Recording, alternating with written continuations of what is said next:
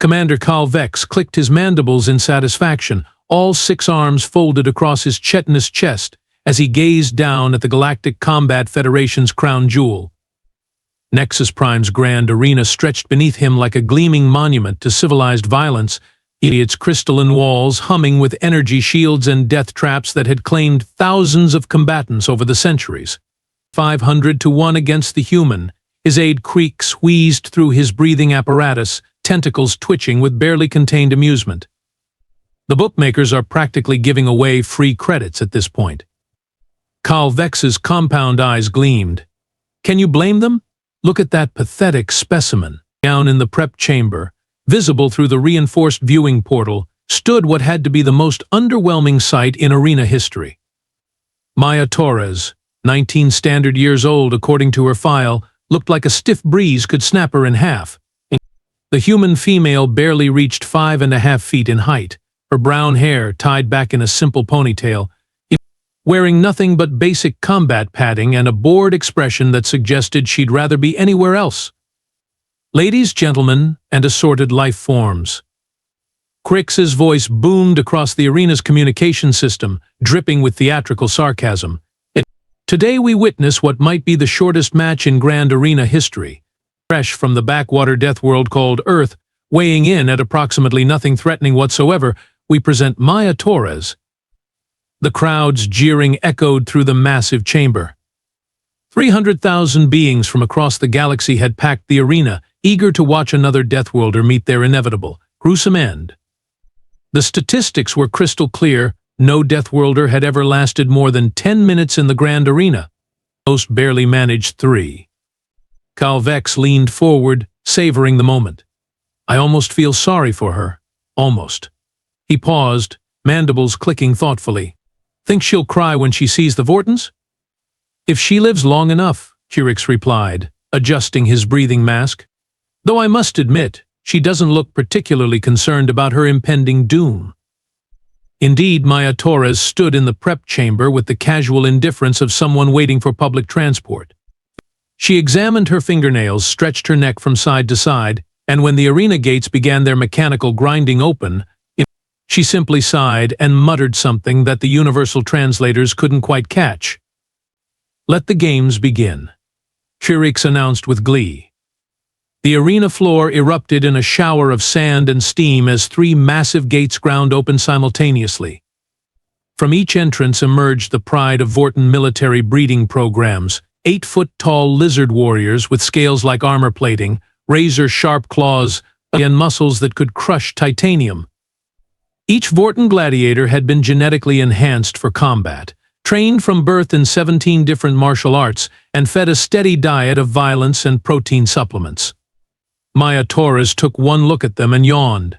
Standard arena protocol dictates that combatants circle each other, assess weaknesses, then engage in honorable single combat, Curix narrated, his voice confident. The Vortans are following procedure perfectly, as expected from such disciplined warriors. Maya, however, had apparently never read the manual. Instead of circling or posturing, she immediately dropped to one knee, scooped up a handful of arena sand, and flung it directly into the nearest Vortan's eyes with the casual accuracy of someone feeding pigeons. What in the 7 hells? Carl Vex started. The blinded Vortan stumbled backward, clawing at his face and hissing in fury. Maya used his confusion to slip behind him with fluid grace, grabbed his massive head in her small hands, and twisted. The sickening crack echoed through the arena as the warrior's neck snapped at an angle that should have been physically impossible for someone her size to achieve. First blood to the human, Curix announced, though his voice had lost some of its earlier enthusiasm. Though I must say that was unconventional. The remaining Vortans roared in unison and charged. Maya's response was to burst into laughter, not nervous giggling, but genuine, delighted laughter, as if someone had just told her the galaxy's funniest joke. Is she enjoying this? Carl Vex whispered, his mandibles clicking nervously. Maya danced between the charging warriors like water flowing around stones. When the second Vortan swung his massive claws at her head, she ducked, spun, and somehow used his own momentum to send him crashing face first into the arena wall. While he was still stunned, she grabbed a loose piece of debris and drove it through the gap in his neck scales with surgical precision. 2 down. She called out cheerfully, still laughing. This is actually fun. The third and fourth Vortans tried to coordinate their attack, approaching from opposite sides. Maya simply waited until the last possible second, then dropped flat on her back. Both warriors crashed into each other with bone-crushing force. Before they could untangle themselves, Maya had somehow produced a jagged piece of metal from the arena floor and efficiently opened both their throats. 4 kills in under 3 minutes. Kreerex announced, his voice now notably strained. This is unexpected. The fifth Vortan, perhaps learning from his comrades' mistakes, hung back and hurled his ceremonial spear at Maya with deadly accuracy. She responded by performing a perfect backflip while catching the spear mid-air and launching it back at him with twice the force. The weapon punched through his chest plate like paper. Did she just? Karl Vex's voice trailed off. Yes, Kreeks confirmed weakly. She just threw a Vortan war spear with enough force to penetrate military-grade armor while doing acrobatics. The final 3 Vortans regrouped, speaking rapidly in their native tongue, a series of clicks, hisses, and guttural growls that roughly translated to tactical reassessment and panic. Maya tilted her head, listened for a moment, then replied in perfect Vortan, "Your fighting stance is all wrong, and your footwork is terrible. Also, your mother was a vegetarian." The arena fell silent. Even the crowd stopped jeering. Did that human just insult their lineage in classical Vortan? Kreeks whispered into his microphone, forgetting it was still active. "That's impossible," Karl Vex replied, equally stunned. Vortan takes decades to learn, and the accent variations alone. Maya continued her commentary in flawless Vortan while systematically dismantling the remaining warriors. "Your attack pattern is predictable," she informed the 6th gladiator while breaking his arm, "and you telegraph your strikes like an amateur." The 7th fell when she somehow used his own tail as a weapon against him. The 8th and final Vortan actually tried to surrender, but Maya was already in motion, finishing him with an efficiency that was both beautiful and terrifying. When the dust settled, Maya Torres stood alone in a field of fallen Vortan warriors, not even breathing hard. She looked up at the commentary booth, waved cheerfully, then sat down cross-legged in the middle of the arena and began braiding her hair. "So," she called out in perfect Galactic standard, her voice carrying clearly through the stunned silence, "when does the next wave start?" "I've got a dinner reservation later." In the commentary booth, Karl Vex discovered that 6 armed insectoids could, in fact, sweat. The silence stretched for exactly 17 seconds before the arena erupted into absolute pandemonium. The betting terminals across 3 sectors began flashing emergency alerts as odds shifted so rapidly the quantum processors couldn't keep up. What had started as 500 to 1 against the human was now displaying error messages and requests for manual override. Ladies and gentlemen," Kreeks stammered into his microphone, "we seem to be experiencing some technical difficulties with our probability calculations." Maya, still sitting peacefully in her impromptu meditation pose, raised her hand like a student in class. "Excuse me, could I get some water down here? And maybe some of those little crackers you people serve? This is taking longer than I expected, and I skipped lunch." 300,000 spectators stared in collective bewilderment. The most feared combat arena in the galaxy had just been reduced to a customer service complaint. Karl Vex's communication device buzzed frantically. "Sir, sir," came the panicked voice of Arena Master Thylix. "The betting pools are in complete meltdown. Half the crowd is trying to place new bets on the human, and the other half is demanding refunds." "Shut up and listen," Karl Vex hissed, his compound eyes darting nervously toward Maya, who was now examining her fingernails again. "Deploy the security protocols. All of them." "Sir, you mean the enhanced gladiators? Or—" "No, you 6-legged fool. The mechanical ones. The ones we built specifically for Deathworlder containment." There was a pause. "Sir, those are rated for military-grade threats. Surely one small human doesn't require—" "Did you not just watch her learn Vortan while committing genocide?" Carl Vex shrieked, temporarily forgetting his microphone was still active. The crowd murmured anxiously. In the betting booths, a steady stream of arena staff members were quietly placing wagers on Maya while trying to look inconspicuous. Security Chief Bractus found himself staring at a betting terminal, his finger hovering over human victory, 3-1. "This is insane," he muttered to himself. "She's just one small organic." He pressed the button anyway. Down in the arena, Maya perked up as new gates began grinding open with distinctly more mechanical sounds. "Oh, good," she called out cheerfully. "I was getting bored with the organic ones. Bring on the robots." 3 sleek, chrome-plated killing machines emerged from the depths of the arena.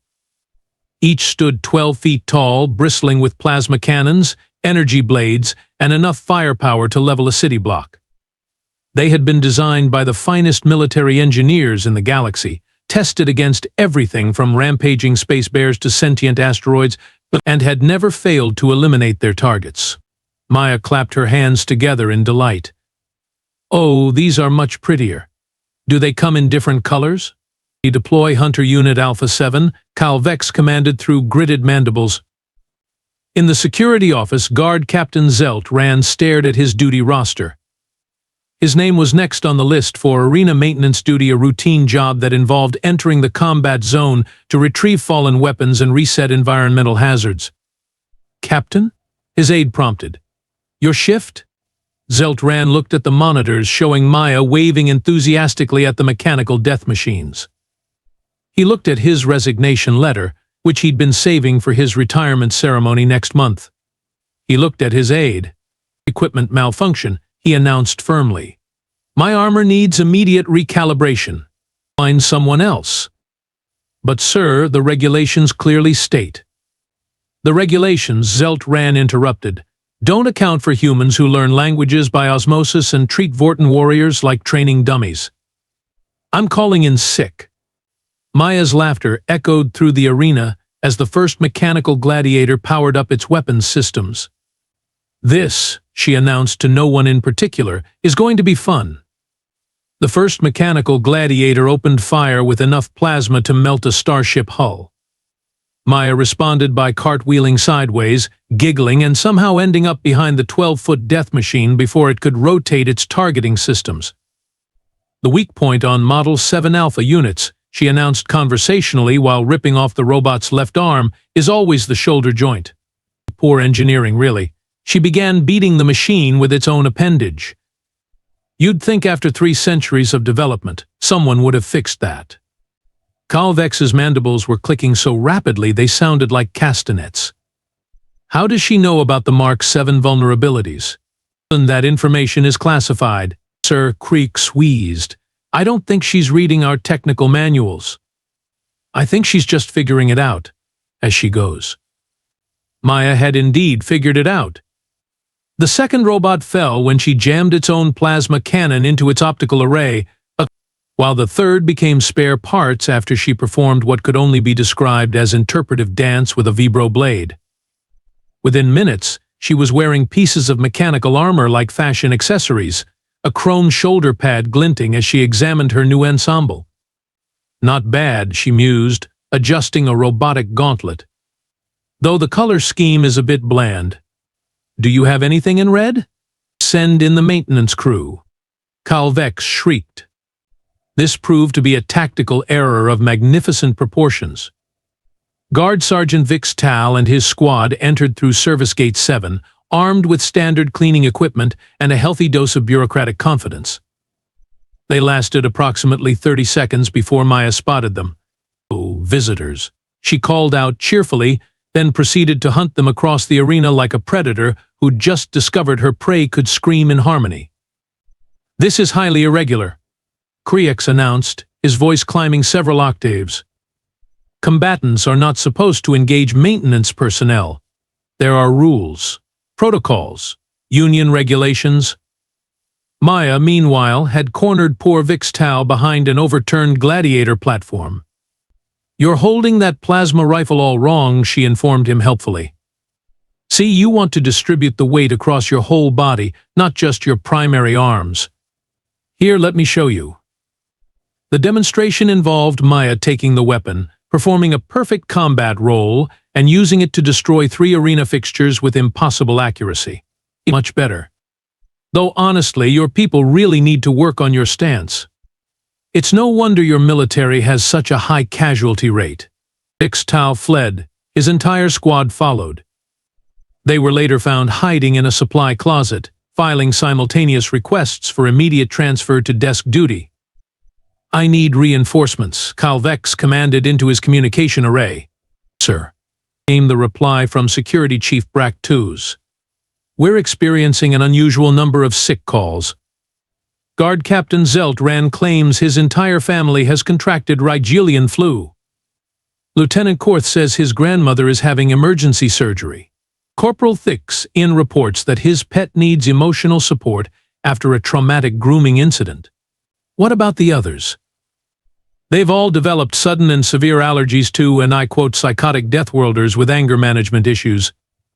Maya had found the arena's emergency weapon cache. Her delighted squeal echoed through the stadium as she examined rack after rack of military-grade armaments designed for the galaxy's most dangerous conflicts. "Oh my stars. Is that a Newtonian particle disruptor? And look at this adorable little antimatter grenade. You people have such interesting toys." She began strapping weapons to herself with the enthusiasm of a child in a candy store. "Though I have to ask, who designed the grip on this quantum rifle? It's obviously meant for tentacled species, but the balance is all wrong for rapid deployment scenarios." The crowd, which had started the day jeering and placing bets against her, was now chanting Maya, Maya, Maya, with religious fervor. Souvenir vendors were frantically printing "I survived the Maya Torres massacre" t-shirts. Calvex's personal communication device erupted in a symphony of panicked calls. "Commander, this is Arena Master Grixvol from Centauri Station. We're getting reports about some kind of human situation." "Commander Calvex, this is Admiral Thys from the Vegan Circuit. Did you really put a human in your arena? Are you insane?" "Calvex, you magnificent idiot. Commander Zax here from the Outer Rim. Please tell me you didn't actually." Maya, oblivious to the growing galactic incident, had begun constructing elaborate mechanical traps using arena debris and salvaged robot parts. She worked with the focused concentration of an artist, creating a maze of death that would have impressed the galaxy's finest military engineers. The key to effective trap deployment, she explained to her audience while rigging an antimatter charge to a motion sensor, is understanding your enemy's psychology. Most species expect threats to come from logical directions. Humans, however, she grinned and attached the device to the ceiling. "We learned long ago that the best place to hide a trap is where no sane person would look for one. She's giving tactical lectures," Creorix observed weakly, to our audience, "about how to kill us more efficiently." "I know," Calvex replied, staring at the growing stack of resignation letters on his desk. "I was there." Maya paused in her construction work to wave at the commentary booth. "Hey, up there, could someone send down more snacks? And maybe a technical manual for this Zephyrian plasma cannon? The safety protocols seem unnecessarily complicated." The arena had become her personal playground, and Maya Torres was just getting started. By the time the second hour reached its climax, the arena's security force had achieved what military historians would later call complete structural collapse.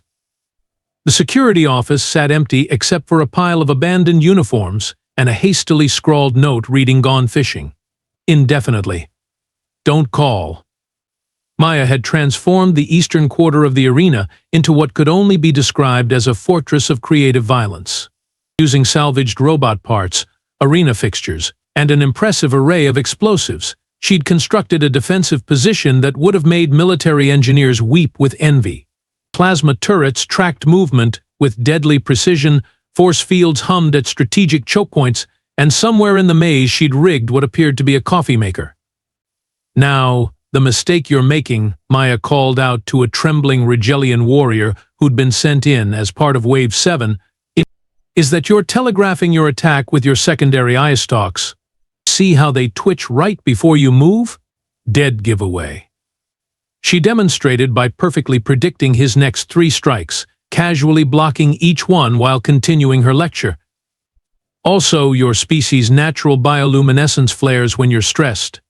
You might want to work on that. The Rigelian tried to thank her for the advice, but Maya had already moved, spinning him around and applying a sleeper hold with surgical precision. Nothing personal, she assured him as he slumped unconscious. You'll wake up in a few minutes with a mild headache and some valuable tactical knowledge. In the commentary booth, Carl Vex was discovering new depths of despair when his communication console suddenly crackled to life with a familiar voice. Testing, testing. Is this thing on? Maya's cheerful tone filled the arena. Great. Hi everyone. Maya here, broadcasting live from what used to be your impenetrable death arena. Carl Vex stared at his equipment in horror. How is she that system is hardwired with quantum encryption? I found some loose cables down here, Maya continued conversationally. Honestly, your security is almost as bad as your combat protocols. Anyway, I thought I'd take over the commentary since your regular guy sounds like he's having some kind of respiratory crisis. I am not having a respiratory crisis. Priek wheezed indignantly. See what I mean? Maya laughed. Now, for those of you just tuning in, let me explain what's been happening from a tactical perspective. Your warriors keep making the same fundamental mistake. They're trying to fight me like I'm another gladiator. But humans don't fight like other species. We fight like the universe personally offended us, and we're here to file a complaint. The crowd was hanging on her every word. Several spectators had started taking notes. Take Commander Chittery up there in the booth, Maya continued, somehow having learned Carl Vex's name. 6 arms sounds impressive, but that's 6 limbs that can get tangled up when you panic. And judging by the pheromone readings I'm picking up, yes, I rigged some sensors. He's been in full panic mode for about an hour now. Carl Vex looked down at his arms, which were indeed tangled together in anxiety. Final protocol, he screamed. Release the champion. The arena floor began to rumble ominously. Emergency klaxons wailed as the central platform split open, revealing an elevator shaft that descended into the station's deepest levels. What emerged defied rational description. A bioengineered nightmare that stood 30 feet tall, with the head of a tyrannosaur, the arms of a mantis, and enough teeth to stock a dental supply warehouse. It had been created by combining the most dangerous predators from 17 different worlds, enhanced with military-grade cybernetics, and fed a steady diet of smaller gladiators. The champion of Nexus Prime let out a roar that shattered windows 3 sectors away. Maya looked up at the towering beast, tilted her head thoughtfully, and broke into a delighted grin. Finally, something that might last more than 30 seconds. What followed was less a battle and more a performance art piece. Maya treated the champion like a particularly large jungle gym, swinging from its cybernetic implants, using its own claws as handholds, and providing running commentary on its anatomical weaknesses while dodging strikes that could have leveled buildings. Your center of gravity is too high, she called out while surfing down the creature's tail. And these cybernetic joints? Whoever installed them clearly never heard of waterproofing. She demonstrated by short-circuiting several systems with a bottle of water she'd somehow acquired. The champion, growing increasingly frustrated and dizzy from trying to track Maya's impossible movements, finally stumbled and fell. Maya landed gracefully on its massive head, patted one of its horns affectionately, and waited. After a long moment, the champion spoke in a voice like grinding stone. I surrender. What? Carl Vex shrieked. She's too scary to fight, the champion explained reasonably. I've killed thousands of warriors, but she's been giving me constructive criticism while dismantling my nervous system. It's deeply unsettling. Maya beamed and gave the creature an encouraging pat. Oh, you're not so bad. Just need better tactical training. Maya Torres emerged from her improvised fortress looking like she'd been finger-painting with rainbow-colored alien blood, but her smile remained as bright as a supernova. She'd somehow acquired a trophy from each defeated opponent, a Vortan scale here, a piece of robotic plating there, and wore them like bizarre jewelry. So, she announced, clapping her hands together with a wet squelching sound, about my prize money. The entry documentation mentioned payment upon victory, and I've got dinner plans. Also, do you people have a gift shop? I promised my little brother I'd bring him something unique from my travels. Kalvex stared down at her through his cracked viewing window, his 6 arms hanging limp with defeat. Several of his mandibles had started twitching uncontrollably. You are declared the winner, he managed, his voice hollow. Congratulations. Please don't come back. Oh, but I have to. Maya replied cheerfully. This was just practice for tomorrow's match on Titan Station. I hear their arena has lava pits. That sounds delightful. She paused, tilting her head. Though between you and me, you might want to upgrade your security protocols. The whole place is held together with wishful thinking and outdated software. The crowd erupted in thunderous applause. 300,000 beings rose to their feet, chanting her name with religious fervor. Betting terminals were already displaying odds for her next appearance, with entrepreneurs frantically organizing charter flights to follow her tour. Maya waved to her newfound fans, then began strolling toward the exit while humming something that sounded suspiciously like an ancient Earth song about staying alive. Behind her, she left a trail of unconscious guards who'd made the mistake of trying to escort her out. They'd survive, but they'd have some interesting stories to tell their therapists. In the commentary booth, Triex was quietly updating his resume while researching remote agricultural positions on peaceful farming worlds. Says here that Epsilon Eridani 7 needs moisture farmers, he muttered hopefully. No combat arenas, no deathworlders. Just nice, quiet vegetables. Kalvex was already 3 pages into a retirement application, frantically typing with all 6 arms. And a reason for early retirement, he'd written simply humans exist, and I can't handle that reality anymore. As Maya reached the arena exit, she turned back one final time and called out in her clear, carrying voice, "Thanks for the workout, everyone. Same time tomorrow. Oh, and next time I'll bring my own snacks. Your vending machines are terrible."